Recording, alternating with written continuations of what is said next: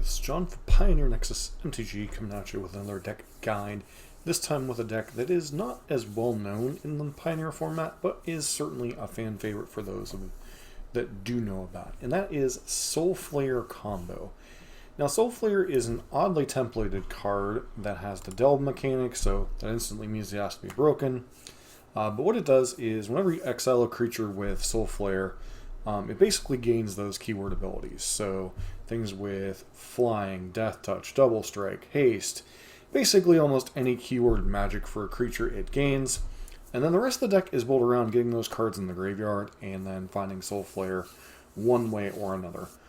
Then you have Soulflayer at home, Urborg Scavengers, which whenever it enters the battlefield, exile target creature from a graveyard, put a +1/+1 counter on it, and basically it has the same kind of keyword text as Soulflayer for each ability that's exiled by a creature. When each ability that is on a creature that it exiles, it gets those abilities. And then the rest of the deck is trying to either get the creatures in the graveyard or finding your Soulflayer or your Urborg Scavenger. Then you have some kind of reasonable mid-range threats on their own that can sometimes close out the game if you can't find those threats.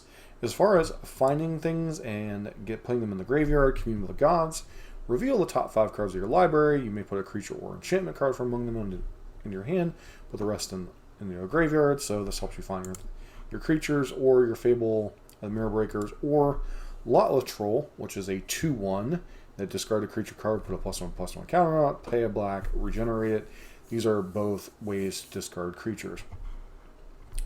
Sylvan Caryatid is both a mana accelerator / fixer, as well as a way to give your Soulflayer or your Urborg Scavenger hexproof. And then as far as the other hits, you have Questing Beast here, which gives Vigilance, Death Touch, and Haste, in addition to being quite a fine creature on its own. Nullified Ferox gives hexproof. You have the ability to remove hexproof from Nullified Ferox, but not if it's exiled by either Scavengers or Soulflayer. It just gives them hexproof, which means your opponent needs Edict effects to deal with it. Adult Gold Dragon, Flying, Lifelink, and Haste, all nice abilities. Samut, Double Strike, Vigilance, and Haste. Other creatures you control have haste, so it's a decent threat on its own. Even better when you pair it with your Soulflayers. And then Zetulpa, Primal Dawn, Big Dumb Dino, Flying, Double Strike, Vigilance, Trample, and Indestructible. Whole bunch of keywords that power up your Soulflayer, making it that much of a hard hitter. And then obviously you have the 3-color mana base kind of fixing that all up.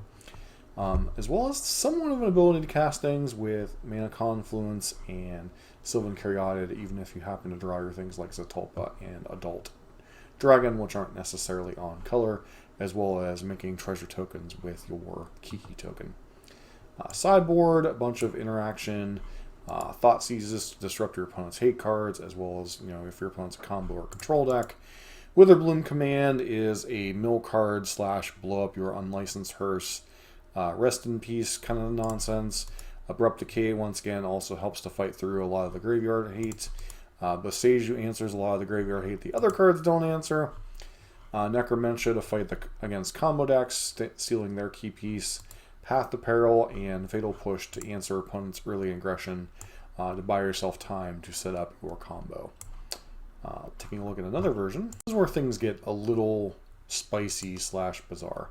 So the first version is just a dedicated Soulflayer deck.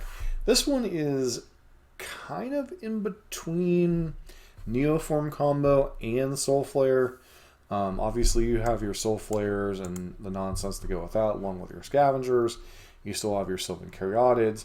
But then you have a small Neoform package that allows you to find, especially if you've delved a Soulflayer or something, allows you to find an Atraxa, which just happens to have a lot of keywords too, or as a Tulpa if you want to close out the game. Crag Plate Baloth is a little weird, gives things hexproof and haste. Once again, keywords are important even amongst these overcosted beaters that don't normally see much play outside of a deck like this. And you have cards like Oracle of Tragedy, which is a way to draw and discard. Rona doing much the same thing. Cybo Cryptomancer basically is here because it gives hexproof. Collective Brutality is a way to clear the way and discard cards. Otherworldly Gaze is a way to fill the graveyard. Grisly Salvage, much the same thing. Serves a very similar role to Communion of the Gods. Kind of fills up your graveyard, helps you find your Soulflayer or your Orborg. And then Neoform basically helps you turn a Soulflayer into an Atraxa or a Zatulpa when it might not be enough on its own. Sideboard's a little all over the place with this version. You got your Unlicensed Versus for Graveyard nonsense. Pithing Needles shut down random things like Planeswalkers. One of Glissa, which has some keywords but is a decent threat on its own. A couple copies of Abrupt Decay. Fight the Graveyard, fight Unmortigo, much the same thing as Necromentia. Gifted Aetherborn, early beater against the aggressive decks, also gives important keywords for racing situations.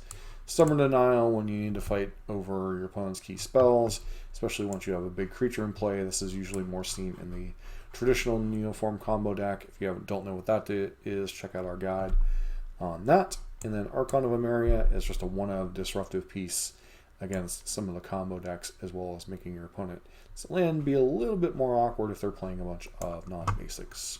The final version is what happens when you smush together Greasefang, Neoform Combo, and Soulflayer into one deck.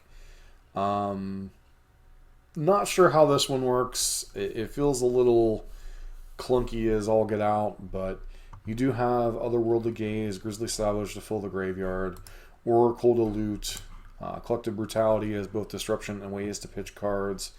Neoform, I'm guessing Neoform with this one is mainly to either sacrifice a Soulflayer to find an Atraxa, or sacrificing an Atraxa to find a Zatulpa. Maybe you Neoform... Oh, that's... Okay, now I just realized what it is. These Neoforms are to sacrifice your 2-mana creatures to get your Urborg Scavengers and your Greasefangs. Now that makes a lot more sense. But Soulflayer is still the key of the deck along with Urborg. You still have a lot of keynote creatures. Not as many creature key abilities. You know, you're not playing Samoots, you're not playing cards like that, so not really any haste. But you do get the nice backup plan of Greasefang and the Parhelion. So you have a whole lot of interacting pieces that all rely on the graveyard. Does make you a little bit vulnerable to graveyard hate. So in the sideboard, you see absolutely no anti-graveyard hate stuff except for Night of Autumn and 4 copies of Thoughtseize. Seems a little weird. I guess they're trying to play a more fair game, but they don't really have the tools for it.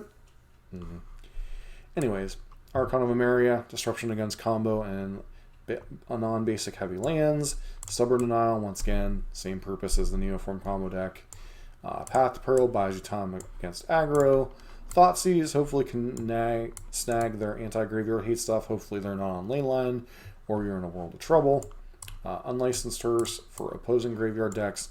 And then Damping Spear for decks like Nykthos and Lotus Field combo to slow them down. What does this deck excel at? It excels at putting a big dumb idiot into play with a lot of keywords. So if you run them down before they can get set up, or you can disrupt their key piece, they can have a lot of problems. If your opponent is relying on normal interaction, you know, things like Dreadbore or Fatal Push, then or burn spells to kill your creatures, they're going to be a world of trouble if they can't kill you quickly. So you figure this deck has a pretty good matchup against decks like Rakdos and such if they can't Thoughtseize your key card away. Can give fits to the control decks if they try to sweep away your board and you put this indestructible thing into play. Although, you know, you'd rely on your Thoughtseize and your Stubborn Denials in that matchup because, well, they do have things like Farewell that can kind of clear the board.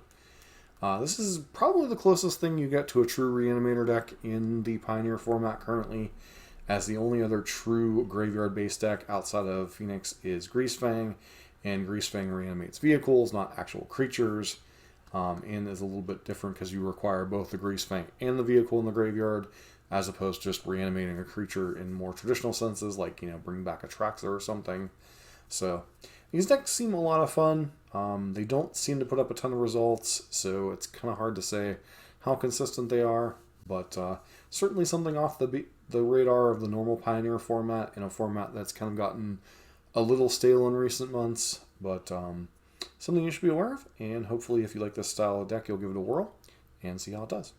If you like this kind of content, don't forget to like, comment, subscribe, and hope to see you for our next video.